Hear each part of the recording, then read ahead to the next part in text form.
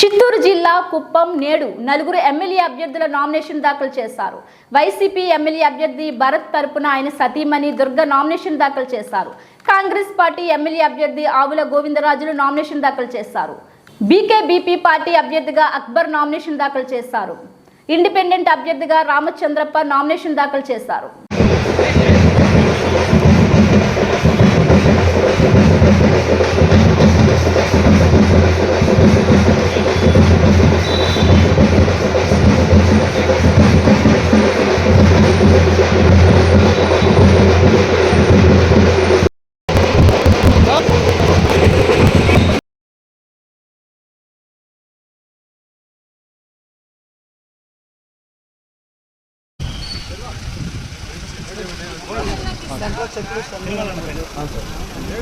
madam